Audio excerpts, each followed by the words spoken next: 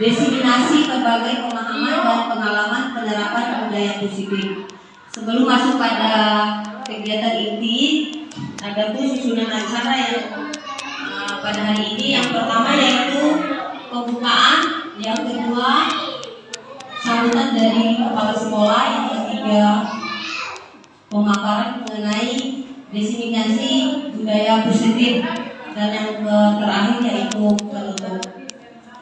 Untuk mempersingkat waktu, kita lanjut pada acara yang pertama yaitu pembukaan dengan sama-sama membaca basmalah. Bismillahirrahmanirrahim. Lanjut acara yang kedua yaitu pembukaan dari Ibu Kepala Sekolah SDN 42 Manggabaci, Ibu Haryani SPD. Kepada Ibu kami persilakan.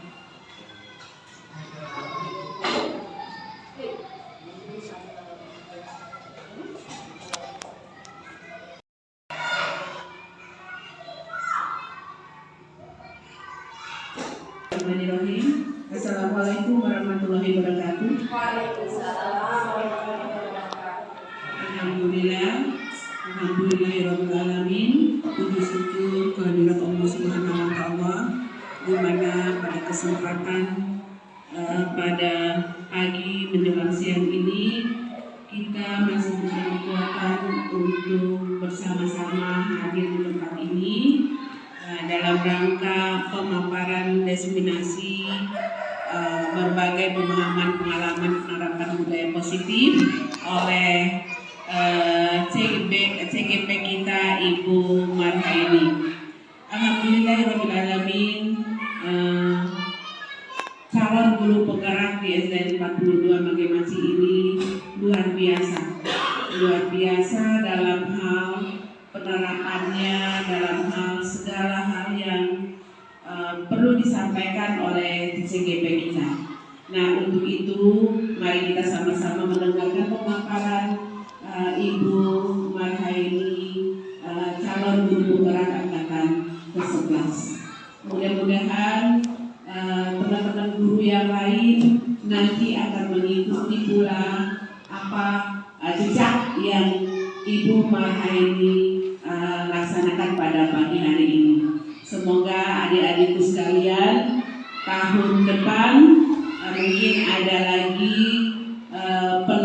penerimaan CGP angkatan 12. Mungkin angkatan 12 di Kota Bima tidak ada. Nanti angkatan ke-13 saya harapkan seluruh dewan guru yang berada di SDN 42 Manggabaci ini untuk mengikuti CGP selanjutnya.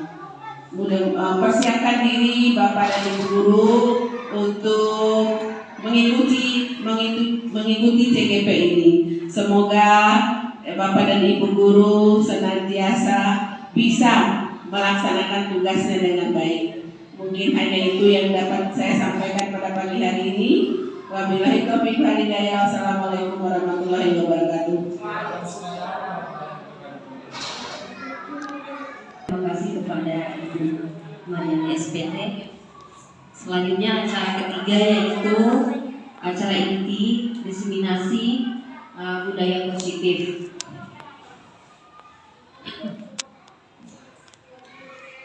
Adapun tujuan materi ini yaitu warga sekolah dapat menerapkan budaya positif di sekolah melalui yang pertama budaya positif dan nilai-nilai kebajikan universal. Yang kedua, teori motivasi, hukum dan penghargaan restitusi. Yang berikutnya, keyakinan kelas. Yang keempat, kebutuhan dasar manusia dan dunia berkualitas. Yang kelima, restitusi atau 5 posisi kontrol.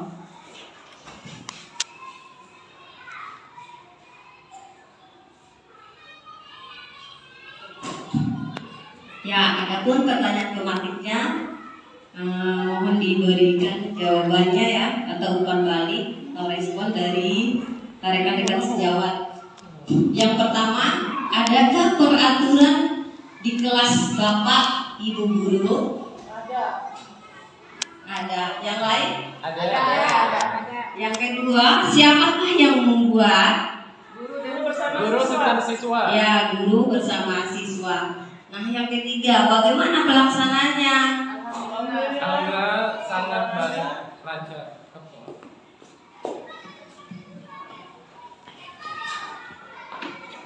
Assalamualaikum warahmatullahi wabarakatuh. Terima kasih atas kesempatannya Ibu Mahayani SPD. Tadi pertanyaannya adalah tentang peraturan di kelas Bapak Ibu.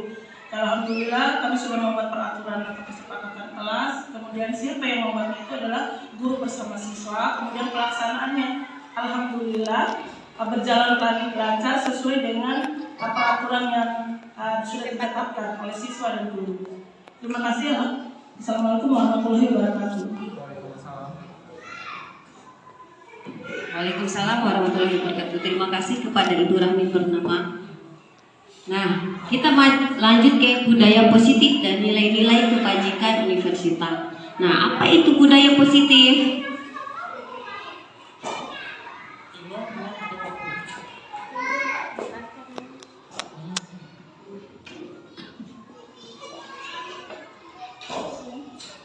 Assalamualaikum warahmatullahi wabarakatuh.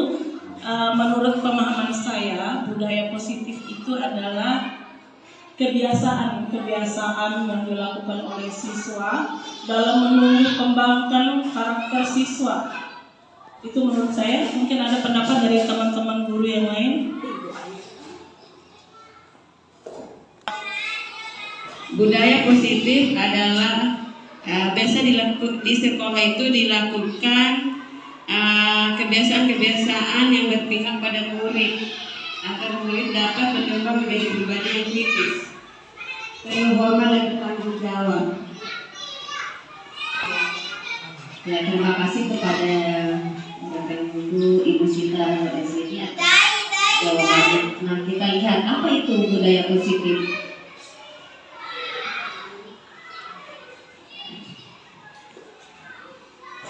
Disiplin positif dan nilai-nilai kebijakan universitas. Apa makna kata disiplin? Disiplin berasal dari bahasa Latin yaitu disiplina yang artinya belajar. Makna asal dari kata ini berkonotasi dengan disiplin diri dari murid-murid Socrates dan Plato.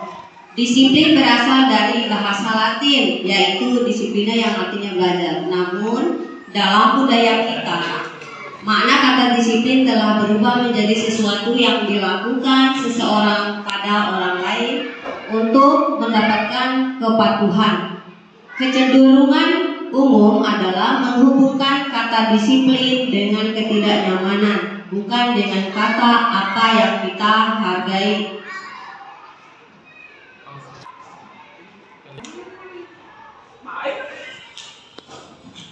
Kecenderungan umum adalah menghubungkan kata disiplin dengan ketidaknyamanan, bukan dengan apa yang kita hargai atau pencapaian suatu tujuan mulia. Nilai-nilai kebajikan universitas. Nilai-nilai kebajikan adalah sifat positif manusia yang merupakan tujuan mulia yang ingin dicapai setiap individu, seperti apa yang dikatakan oleh Ibu Sita tadi. Nilai-nilai tersebut bersifat universal dan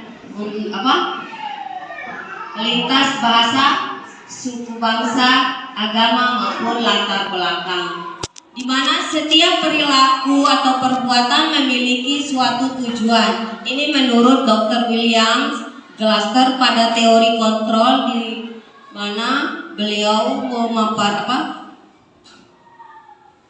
menciptakan maknanya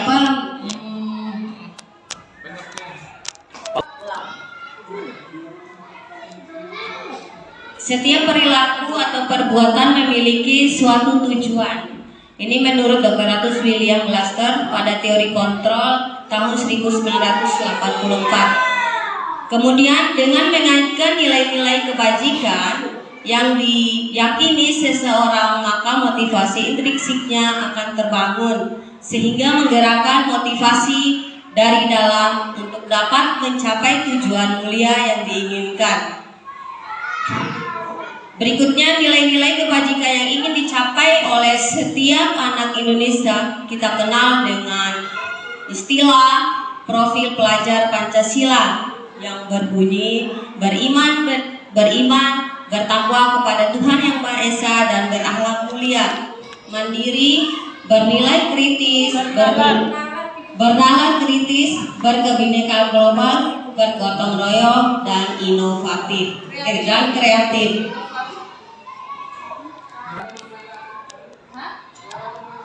Ya, materi kedua yaitu teori motivasi, di mana berhubungan dengan hukuman, penghargaan dan restitusi. Teori motivasi perilaku manusia. Yang pertama, untuk menghindari ketidaknyamanan atau hukuman. Nah, apa yang akan terjadi apabila saya tidak melaksanakannya?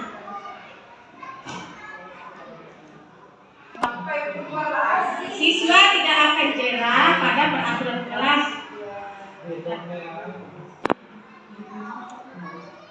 Ya, terima kasih kepada Ibu Nini. Terus yang kedua, untuk mendapatkan imbalan dari orang lain.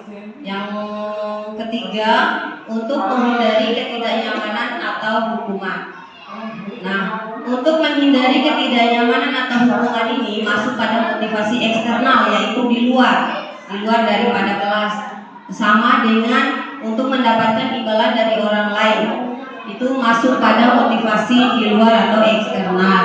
Sedangkan untuk menghindari ketidaknyamanan atau hukuman ini masuk pada motivasi internal, ini masuk dalam tujuan budaya positif.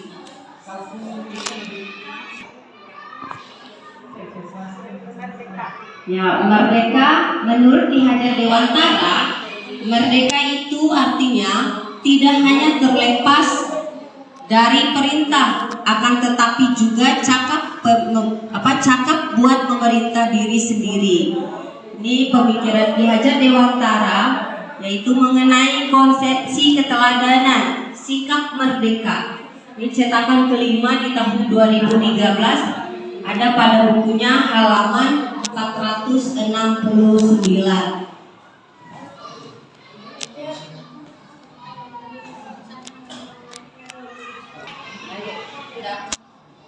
Ya, hukuman oleh penghargaan. Yang pertama, pengaruh jangka pendek dan jangka panjang. Yang kedua, penghargaan hukum. Yang ketiga, penghargaan mengurangi ketepatan. Yang keempat, penghargaan tidak efektif. Berikutnya, penghargaan merusak hubungan. Penghargaan menurunkan kualitas. Penghargaan mematikan kreativitas, dan penghargaan mengurangi motivasi intrinsik. Ini jika kita sebagai guru memberikan hukuman kepada siswa berupa penghargaan. Ini adalah pengaruh jangka panjang dan jangka pendek.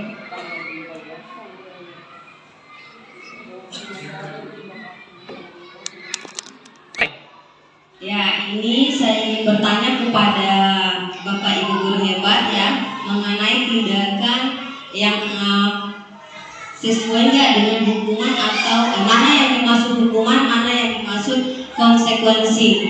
Yang pertama yaitu mencatat 100 kali, ini tindakan guru ya, mencatat 100 kali di dalam buku kalimat. Tindakan memberikan hukuman ya, mencatat 100 kali di dalam buku kalimat. Saya tidak akan terlambat lagi karena terlambat ke sekolah. Ini masuk hukuman atau konsekuensi? Hukuman. Terus yang pertanyaan yang kedua, lari mengelilingi lapangan basket 2 kali karena terlambat hadir di sekolah. Hukuman atau konsekuensi? Yang ketiga, menggantikan kertas tugas teman yang telah dicoret-coret. Hukuman apa konsekuensi? Konsekuensi. Yang berikutnya, membersihkan tumbahan air di meja tulis karena tersenggol pada saat belajar. Konsekuensi. Murid diminta untuk push up 15 kali karena tidak menggunakan masker ke sekolah. Lari mengelilingi lapangan basket 2 kali karena terlambat 10 menit untuk pelajaran sekolah.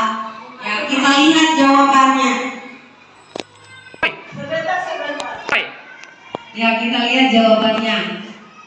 Mencatat 100 kali di dalam buku kalimat. Ya, saya tidak akan terlambat lagi. Ini masuk pada hukuman. Terus lari mengelilingi lapangan basket 2 kali karena terlambat mati di sekolah itu bentuk hukuman. Nah, menggantikan kertas tugas teman yang telah dicoret-coret masuk konsekuensi. Membersihkan tumpangan air di meja tulis karena tersenggol pada saat belajar masuk konsekuensi.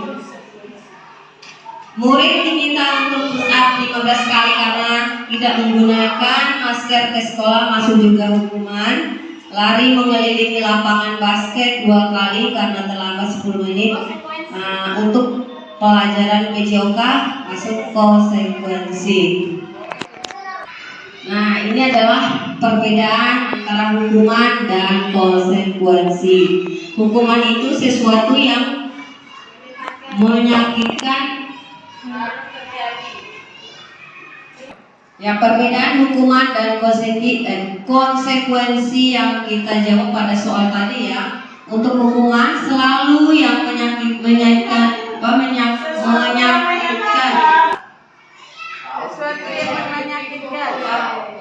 Ya, untuk hukuman yaitu sesuatu yang menyakitkan harus terjadi, sedangkan konsekuensi itu sesuatu harus terjadi. Nah, untuk hukuman juga itu jika kita berikan kepada peserta didik atau anak didik kita membuat anak sakit, yaitu fisik maupun hati untuk jangka yang waktu lama. Sedangkan konsekuensinya membuat anak merasa tidak nyaman dalam jangka waktu pendek.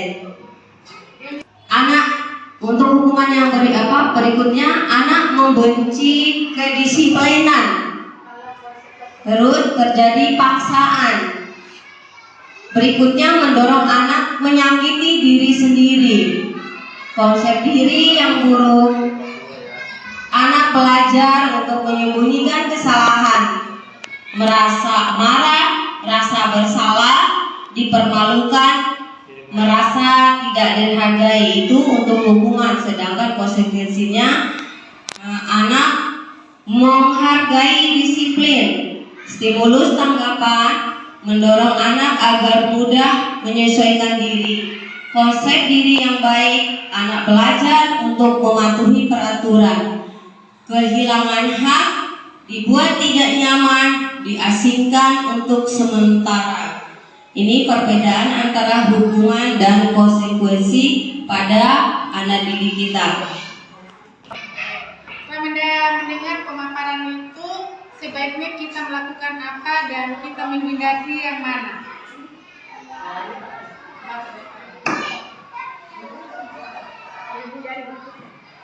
Ya, untuk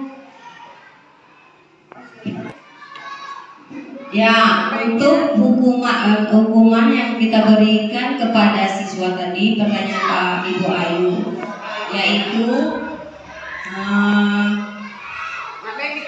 ya, terima kasih kepada Ibu Sri Rahayu atas pertanyaannya. Apa yang harus kita terapkan antara hukuman dan konsekuensi di sekolah untuk murid-muridnya?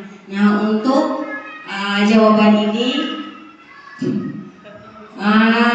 ya kita lihat ya, di sekolah rata-rata memberikan hukuman bukan konsekuensi.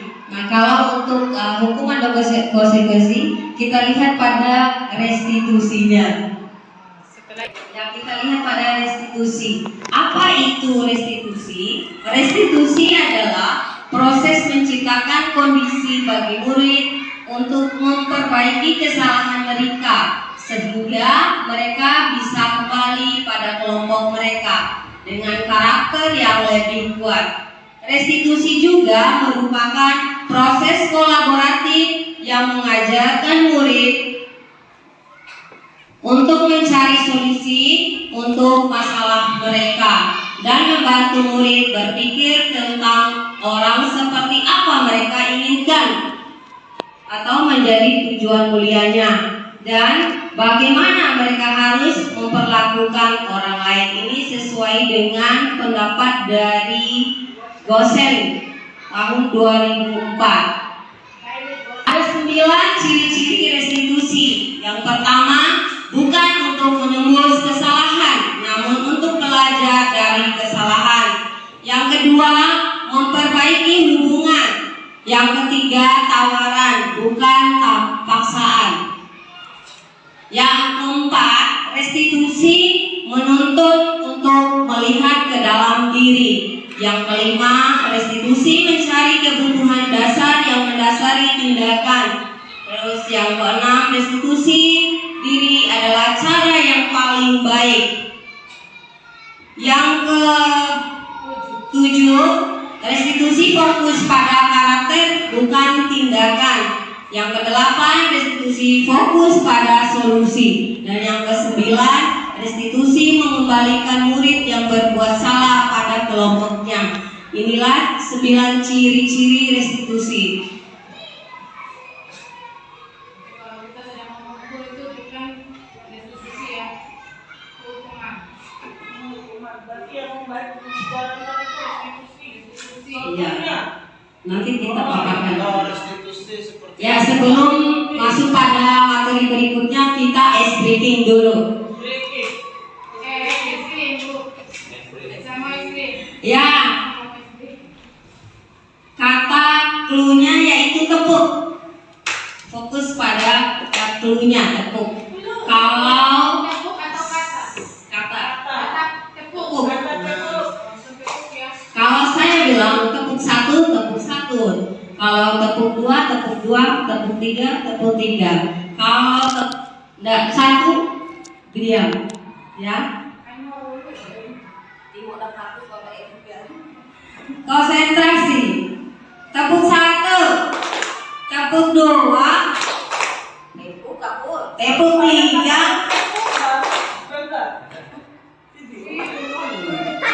tepuk 2, 1. Pasal tidak konsentrasi. Ingat clue-nya, yaitu sekali lagi tepuk 3, 2. Nggak konsentrasi. Masih ada yang tidak konsentrasi. Lapar ke? Apa nih? Ya, kita masuk acara selanjutnya, materi selanjutnya yaitu keyakinan kelas.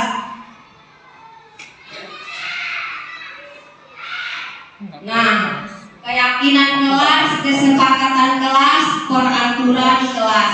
Dari ketiga ini, mana yang Bapak Ibu pilih di saat paparkan di dalam kelas saat membuat peraturan? Ini kita edar.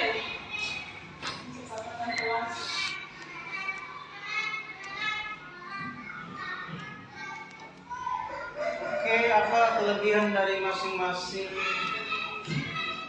program di atas itu? Setiap anu pasti kelebihan kekurangan. Kelebihan dari keyakinan kelas, kesepakatan kelas, dan peraturan kelas. Ya, Pak Iris. Ya, terima kasih atas pertanyaannya. Kita lihat dulu apa itu kesepakatan kelas, apa itu keyakinan kelas, dan peraturan kelas. Keyakinan kelas merupakan kesepakatan kelas yang diyakini bersama oleh guru dan murid selama proses pembelajaran. Sedangkan kesepakatan kelas itu disusun dan dikembangkan bersama-sama antara guru dan murid dalam menuntut nilai-nilai positif yang berujung pada keyakinan kelas. Terus peraturan kelas. Peraturan anak kelas ini adalah sesuatu yang harus ditaati atau dipatuhi di dalam kelas supaya proses belajar mengajar berlangsung dengan lancar.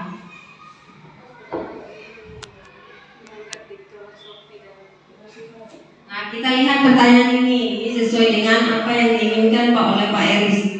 Mengapa tidak peraturan saja? Mengapa harus keyakinan kelas? Nah, untuk mendukung motivasi intrinsik siswa atau murid kembali ke nilai-nilai atau keyakinan-keyakinan lebih menggerakkan seseorang dibandingkan mengikuti serangkaian peraturan. Ya, peraturan kelas itu mencakup 3, yaitu keyakinan kelas, lingkungan positif, dan budaya positif.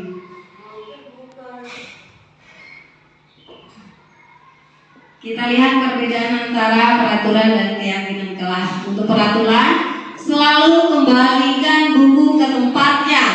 Itu bentuk keyakinan kelasnya, yaitu tanggung jawab. Dilarang mengganggu orang lain. Keyakinan kelasnya menghormati orang lain. Hadir di sekolah 15 menit sebelum pembelajaran dimulai. Ini keyakinan kelasnya menghormati orang lain atau dan berkomitmen. Sedangkan peraturan dilarang melakukan kekerasan, ini masuk keyakinan kelas pada keselamatan dan menghormati orang lain. Dilarang menggunakan narkoba. Nah, keyakinan kelasnya yaitu masuk pada kesehatan. Bergantian atau menunggu giliran. Ini masuk pada keyakinan kelas yaitu menghormati orang lain dan bersabar. Peraturan menggunakan masker masuk pada keyakinan kelas yaitu kesehatan dan keselamatan. Yang terakhir, jangan berlari di kelas atau koridor. Ini keyakinan kelasnya pada tahap keselamatan dan keamanan. Nah, materi berikutnya yaitu kebutuhan dasar manusia dan dunia berkualitas. Kita ketahui kebutuhan dasar manusia itu banyak sekali ya. Tapi kita paparkan secara 5 saja nanti. Ini dia kebutuhan dasar manusia.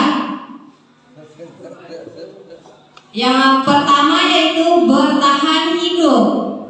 Yang kedua, kasih sayang dan rasa terima. Yang ketiga, penguasaan. Yang keempat, kesenangan. Yang kelima, kebebasan.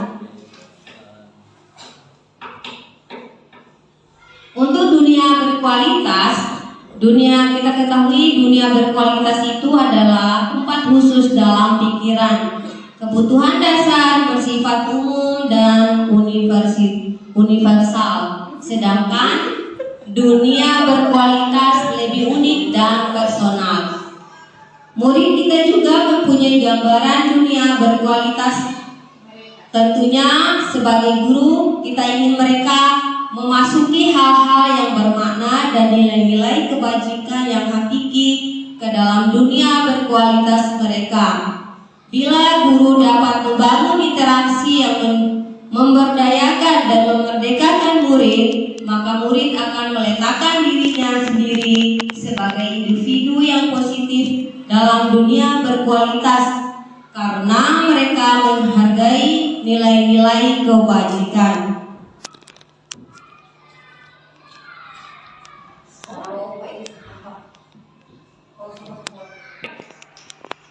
Ya, materi berikutnya yaitu 5 posisi kontrol. 5 posisi kontrol. Pertama, penghukum. 2, membuat orang merasa bersalah. 3, sebagai teman. 4, sebagai pemantau. 5, sebagai manajer. Satu lebih ke membuat orang merasa bersalah kalau saya. Ya, ini arti dari masing-masing 5 posisi kontrol. Yang pertama, penghukum, di mana seorang penghukuman dapat menggunakan hukuman fisik dan verbal.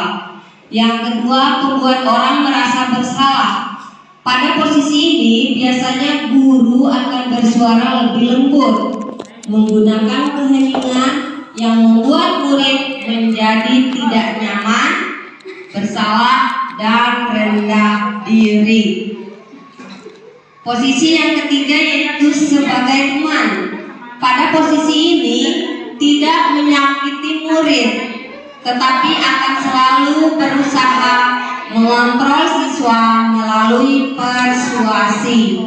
Yang keempat, sebagai pemantau, di mana kita sebagai guru yaitu mengawasi murid berdasarkan peraturan dan konsekuensi dengan memisahkan hubungan pribadi. Yang kelima, sebagai manajer. Di sini guru merupakan posisi mentor yang memberikan arahan, bimbingan, mengajak murid untuk mempertanggungjawabkan perilakunya dan mendukung siswa untuk menemukan solusi dari permasalahannya.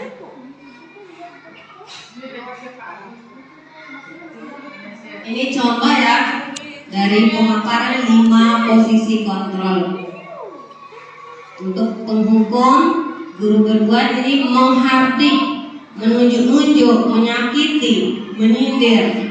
Nah, untuk membuat orang merasa bersalah, dia akan bersama sebagai terus mengatakan seharusnya ibu kecewa. Nah, untuk sebagai 5 posisi kontrol yang ketiga sebagai teman itu membuatkan alasan-alasan untuk murid. Nah, sebagai pemantau, menghitung dan mengukur. Sedangkan sebagai manajer yaitu mengajukan pertanyaan-pertanyaan. Kita lebih banyak yang membuat merasa bersalah sama manajer.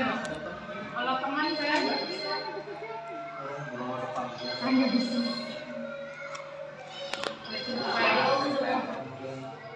Apa yang Pak? Ya, materi berikutnya yaitu segitiga restitusi. Ya, segitiga restitusi itu ada 3 ya.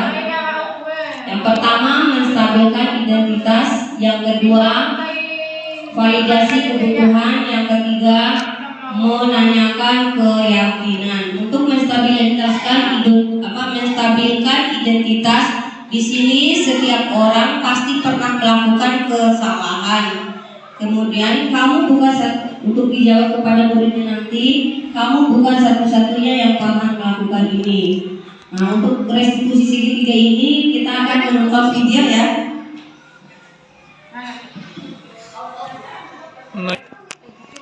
Ya, Bapak Guru, kita lihat video terkait dengan segitiga restitusi, di mana tadi segitiga restitusi ada 3. Yang pertama, menstabilkan identitas. Yang kedua, validasi keyakinan validasi tindakan yang salah. Yang ketiga, keyakinan kelas. Pada video ini ada bagian-bagian dari restitusi segitiga restitusi.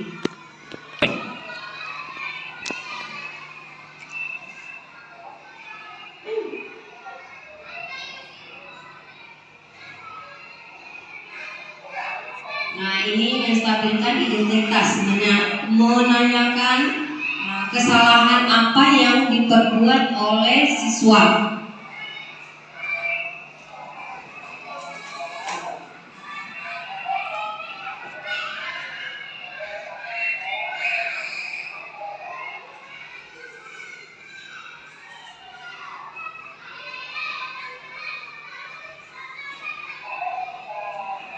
Nah, ini bagian kedua yaitu validasi tindakan yang salah, di mana seorang guru menanyakan alasan apa yang dilakukan oleh seorang murid pada saat melakukan atau melakukan tindakan yang salah.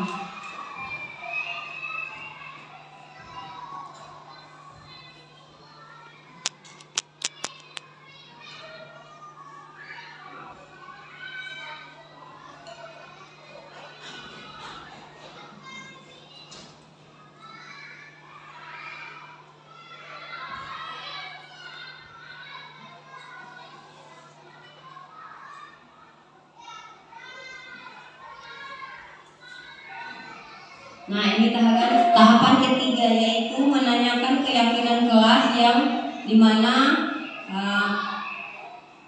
siswa dan guru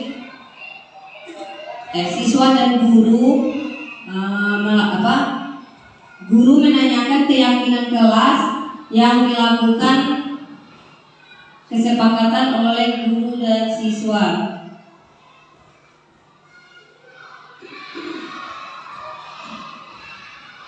Kita masuk materi berikutnya berkaitan dengan segitiga restitusi.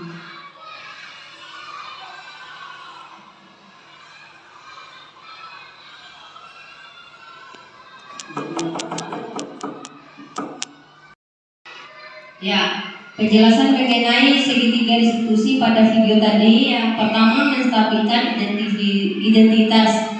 Nah, di sini guru berkata, berbuat salah itu hal yang manusia. Ayo. Ya, menstabilkan identitas ini terkait dengan video tadi ya, mengenai segitiga restitusi, di mana ada 3 tahap tadi. Yang pertama, menstabilkan identitas. Di sini guru berkata, berbuat salah itu hal yang manusiawi. Tidak ada manusia yang sempurna. Nah, Bapak Ibu juga buat salah. Kita pasti bisa menyelesaikan permasalahan ini. Nah, Bapak Ibu tidak tertarik untuk mencari tahu siapa yang benar, siapa yang salah. Bapak Ibu lebih tertarik untuk menyelesaikan masalah. Kalau kamu menyalahkan dirimu sendiri terus-menerus, apakah kamu bersikap baik pada dirimu sendiri? Ini bentuk pertanyaan yang harus ditanyakan pada saat menstabilkan identitas. Nah, bentuk pertanyaan untuk validasi tindakan yang salah. Yang pertama itu guru berkata, kamu bisa saja kan melakukan hal yang lebih buruk, tapi kamu melakukannya kan? Untuk pertanyaan kedua, kamu pasti punya alasan mengapa melakukannya. Apa yang penting bagi kamu? Kamu boleh tetap berusaha menjaga sikap itu, tetapi tambahkan sikap yang lain, yang baru.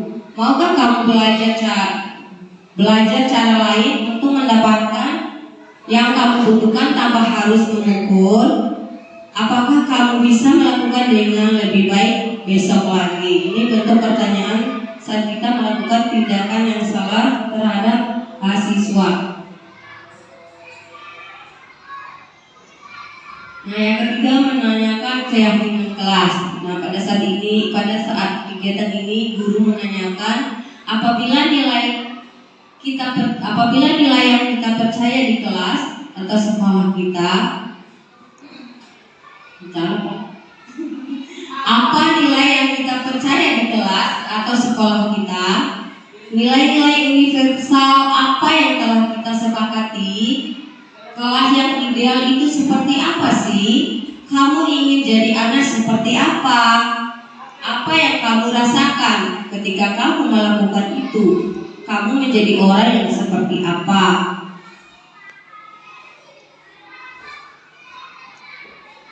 Ya, demikianlah pemaparan dari saya.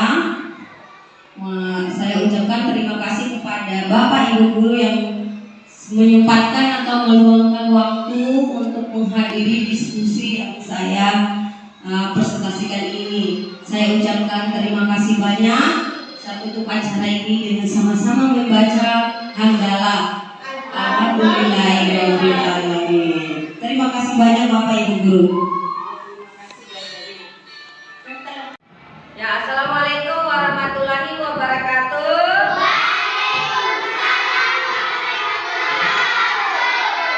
Bagaimana kabarnya hari ini? Sehat semuanya? Alhamdulillah, semua dalam keadaan sehat. Ya, hari ini kita akan membuat keyakinan kelas. Apa ada yang sudah benar itu keyakinan kelas? Sudah. Apa itu keyakinan kelas?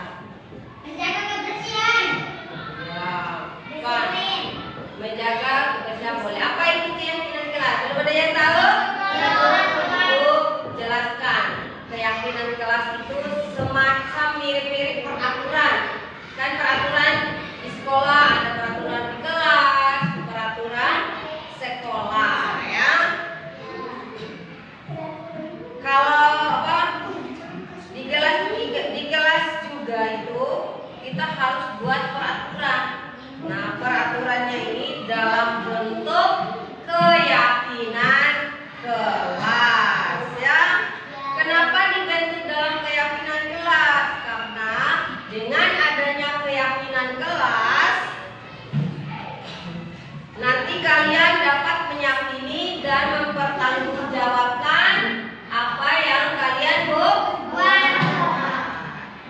misalnya kayak yang disebutin Airin, menjaga kebersihan, menjaga apa tadi? Keamanan, terus apa lagi? Banyak ya? Nah, disiplin ya, kata jujur.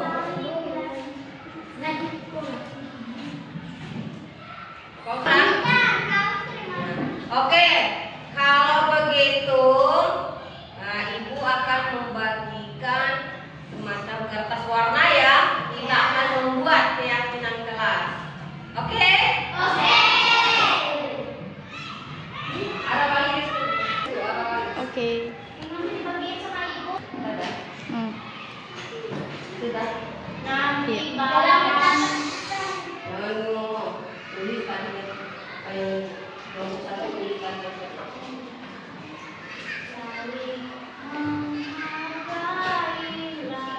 tulis keyakinan.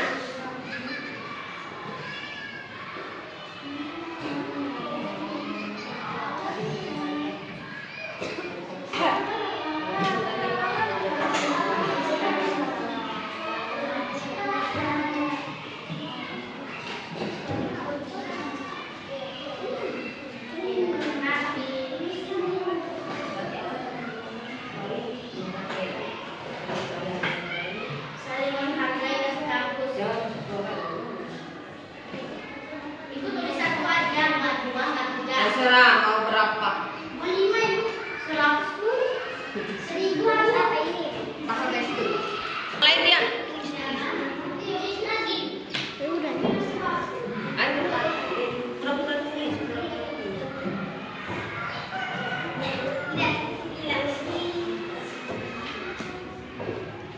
Untuk salah sini.